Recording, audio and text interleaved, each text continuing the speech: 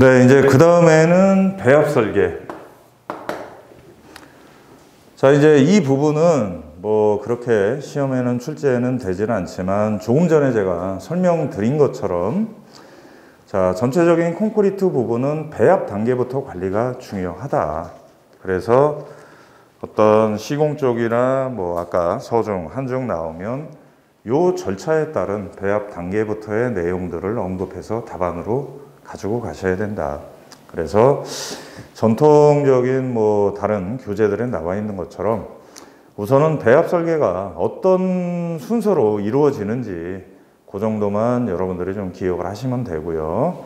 그래서 첫째, 설계 기준 강도를 우리가 이제 결정을 하고 거기에 따라서 이제 배합 강도를 결정을 하고 시멘트 강도를 결정을 하고 물시멘트비 그리고 굴곡골재 최대 치수 그 다음에 장골재용 그 다음에 단위 수량 그렇게 해서 시험 배합, 현장 배합 이렇게 해서 진행이 된다.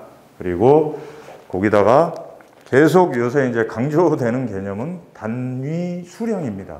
그래서 단위 수량은 형광펜을 좀 칠해 놓으시라. 자, 그 다음에 이제 오른쪽으로 가면 시험.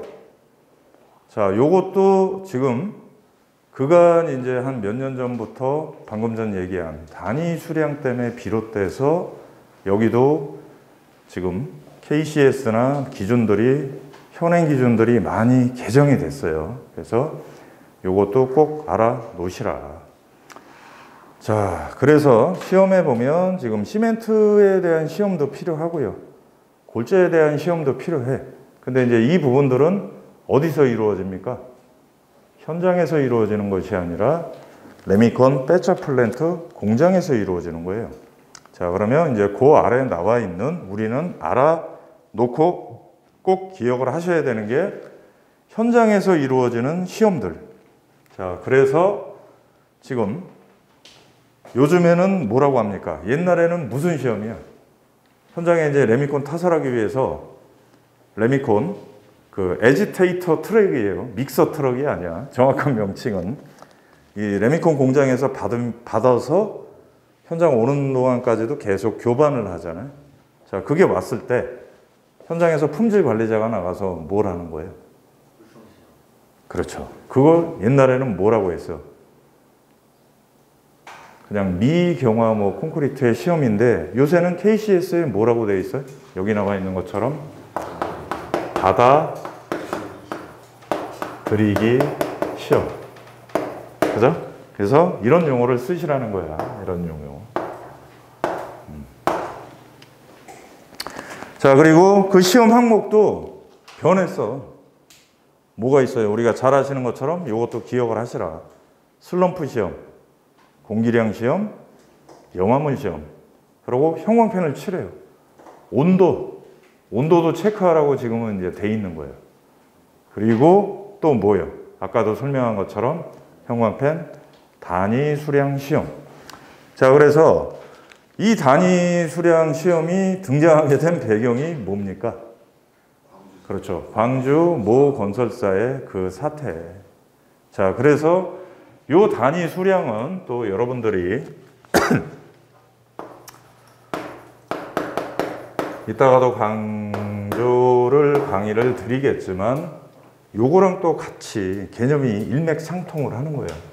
자, 비 오는 날 강우 중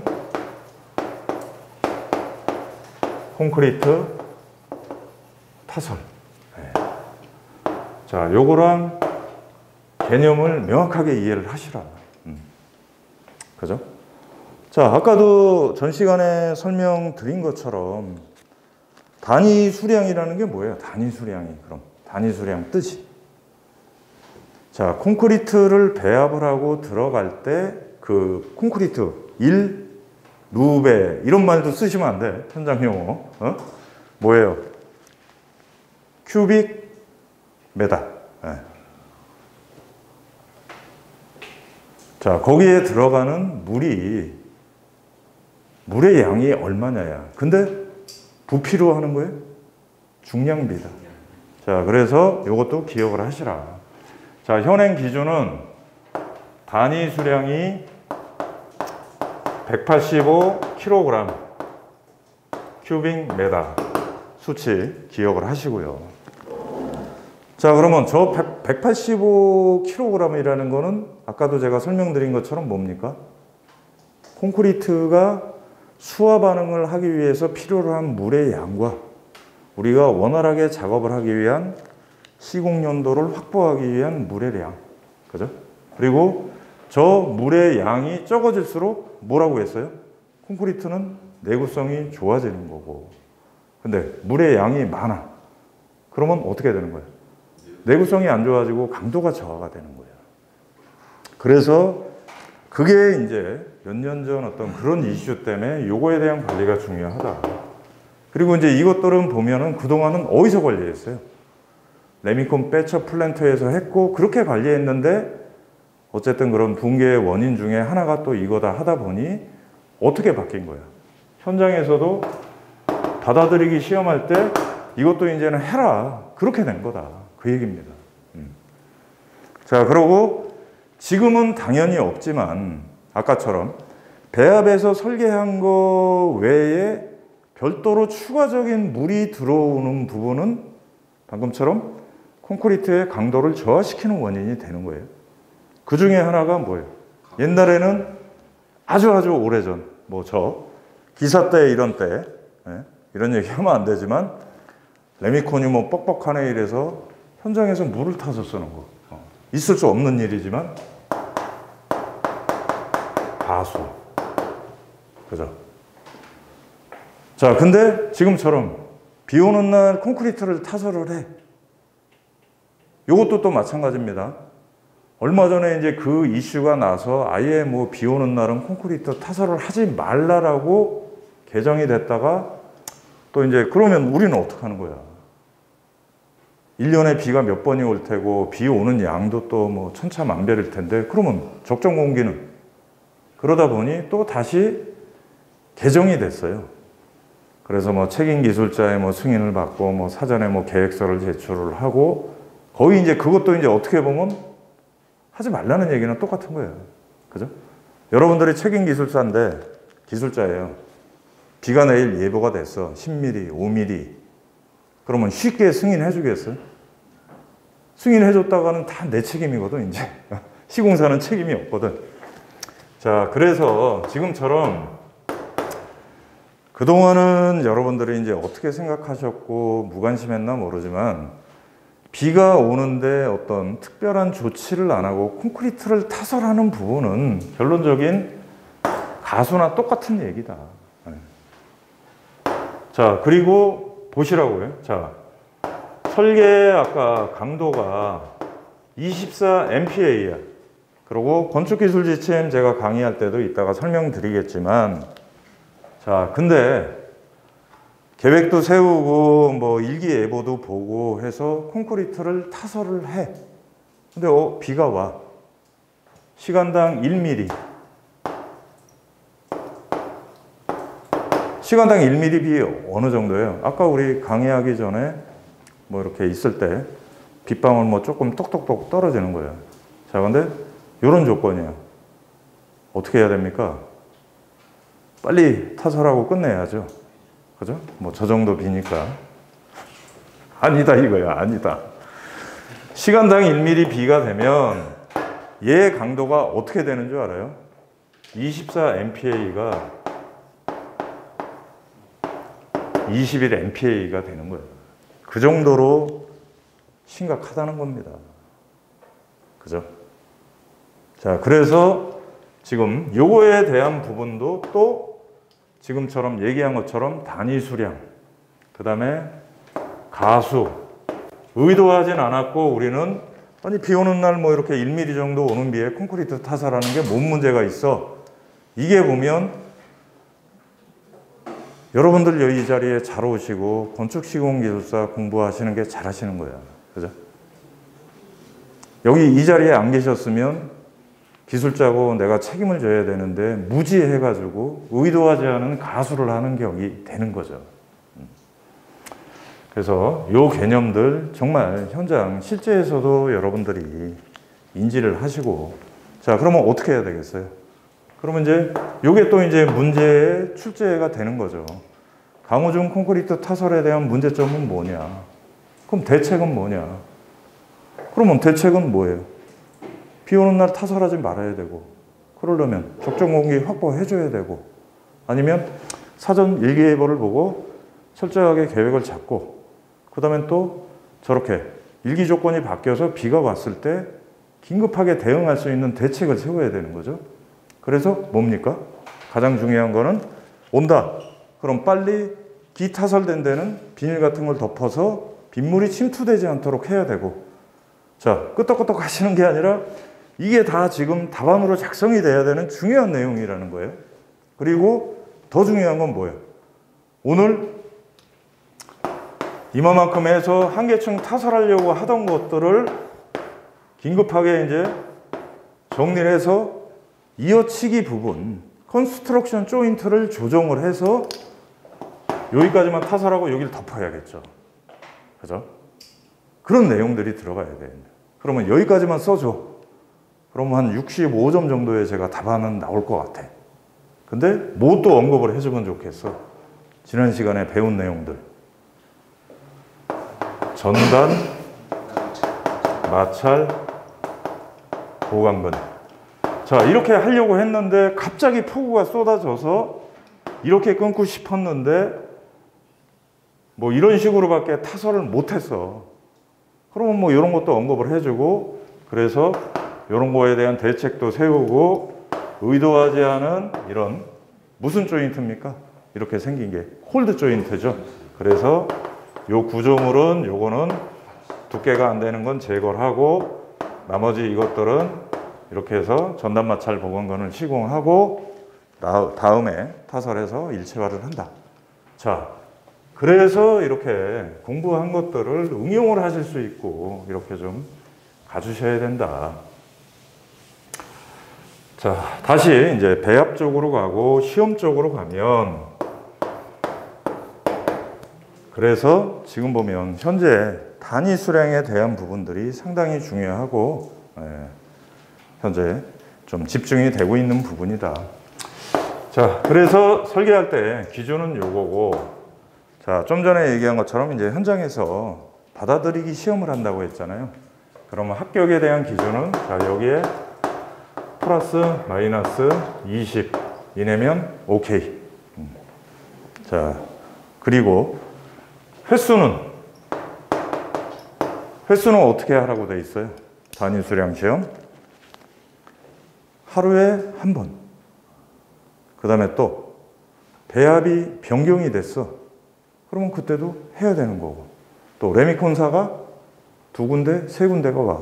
그럼 그것도 각각 해야 되는 거고, 그 다음에 또 콘크리트 양 얼마마다 한 번씩 120 로베가 아니고 스퀘어 메타, 이런 것도 기억을 하시라. 자, 그리고 여기까지만 가면 안 돼. 뭐가 있어요? 그러면 단위 수량 시험은 어떤 방법으로 하냐,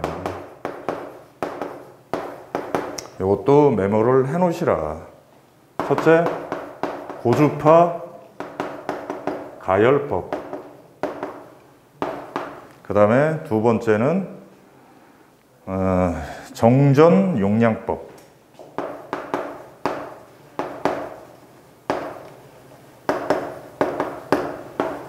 그 다음에 세 번째는 에어 미터법.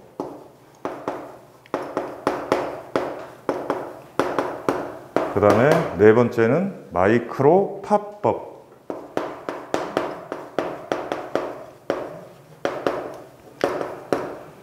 자, 이렇게 기억을 하시라, 그 얘기입니다. 자, 물론 그래서 아까 얘기한 것처럼 단위 수량 관련된 부분은 그동안 이제 몇 회차 출제가 좀 돼서 또 출제될 가능성은 없지만, 현재 이슈가 되는 부분과 집중적으로 관리하고 있는 부분이라 현장 실무도 참고를 하시고 개념들을 좀 이해를 하시고, 그 다음에 또 여력이 되시는 기술사님들은 요거에 대한 세부적인 내용들까지도 접근하시면 좋겠다.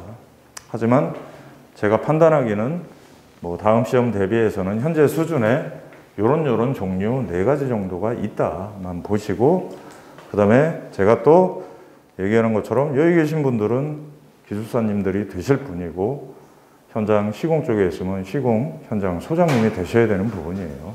그래서 일과 공부가 별개가 아니다. 그죠?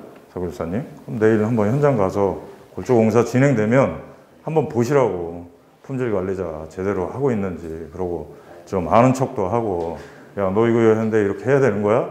똑바로 이거 중요하니까 관리해. 그러고, 야, B1mm 올 때 레미콘 강도가 어떻게 되는 줄 알아? 네, 그렇게 좀 하시자. 그리고 정말 우리가 중요한 일을 하고 있는 거잖아요. 그죠?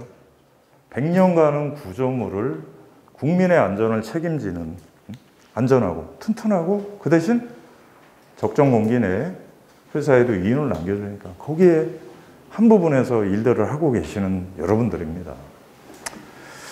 자, 그 다음에 이제 압축 강도 시험. 자, 여기도 이제 마찬가지예요. 가장 현장에서 많이 하고 있는 제야 시험. 그 다음에 구조물 보수 보강 쪽으로 가면 이제 코어를 떠서 하는 거죠. 이게 가장 정확한 거지. 그죠? 제일. 그래서 그런 시험. 그 다음에 자, 여기도 비파괴 시험이라는 게 있다. 그래서 비파괴 시험 형광펜 칠하고 슈미트 햄마 테스트 형광펜 칠하시라. 그래서 요게 용어로 나온다. 그래서 슈미트 햄마 부분은 자, 정의가 뭐고 시험 순서가 어떻게 되고 거기에 이제 사용되는 공식은 뭐 어떤 게 있고 뭐 그다음에 자료 뭐 결과는 보정을 어떻게 하고, 자, 이거 아주 노멀한 부분 굳이 설명이 필요로 없는 부분입니다. 그래서 이것도 하나 정리를 해 놓으시고, 자, 그 다음에 이제 비파괴 시험이라고 한번 또 얘기를 하자고요. 자, 지금처럼 비파괴 시험은 제가 가장 대표적인 게 레미콘 압축 강도에서 슈미터 햄마 테스트다. 자, 그러면 비파괴 시험이 철근 콘크리트 구조에서 이거밖에 없을까요? 더 있다 이거죠. 뭐 우리 보면 보수 보강 쪽이나 그다음에 그 안전 진단 이런 거 할 때 보면 뭐 스캔 같은 거 해서 철근 자체가 제대로 정위치에 되어 있는지, 얘도 비파괴 시험이에요. 파괴 시험은 뭐야? 파괴 시험은 그럼. 자, 지금처럼 압축 강도가 아니라 코어를 채취해서 본 구조물의 어떤 일부분을 띄어내 가지고 테스트를 하는 게 파괴 시험. 뭐 그렇게 명칭은 안 하지만, 자, 그거를 제외한 구조물이 있는 상태에서 구조물을 손상시키지 않고 하는 테스트들을 다 비파괴 시험이라고 한다. 그래서 철근 콘크리트에서 하는 아까 제가 얘기한 비파괴 시험의 항목들이 뭐가 있는지 정도도 정리를 해 놓으시고, 그 중에 가장 대표적인 게 지금 슈미트 햄마 테스트라는 거고, 자, 그 다음엔 또 철근 콘크리트가 아닌 비파괴 시험은 또 가장 우리가 대표적인 게 뭐가 있습니까? 자, 철골공사의 용접에 따른 비파괴 시험이 있다. 그래서 다음 시간에 강의하겠지만 거기에는 4가지. 자, RT, UT, PT, MT 해서 얘는 철골, 용접공사에서의 비파괴 시험이다. 네.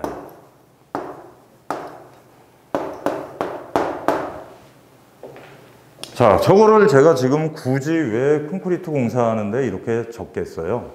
자, 아까 똑같은 개념인 거야. 그죠?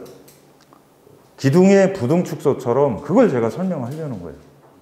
자, 예를 들면 용어 문제에 비파괴 시험이라고 문제가 출제가 됐어. 그럼 여러분들은 답안을 어떻게 작성을 하셔야 돼? 자, 지금처럼 자, 요 문제가 출제가 됐으면 첫째, 철근 콘크리트 쪽에서의 비파괴 시험들이 어떤 게 있다. 그리고 대표적인 지금 철골 용접의 비파괴 시험들이 어떤 게 있다 하고 이렇게 다 언급을 해 주셔야지 점수를 받는 부분이다. 그래서 또 강조 드리는 거예요.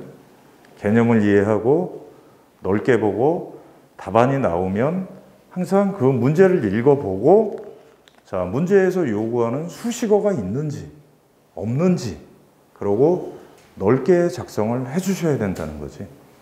자, 그리고 예를 들면 비파괴 시험이라는 문제가 나왔는데 철근 콘크리트 구조에서의 비파괴 시험 이렇게 나오면 이거를 써주면 어떻게 되는 거예요?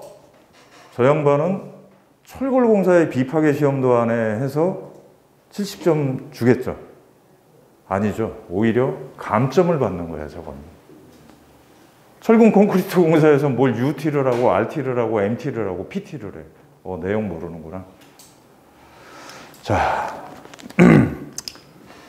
중요한 개념입니다. 이해되시죠? 네. 그리고 5분간만 또 좀 쉬었다가 진행할게요.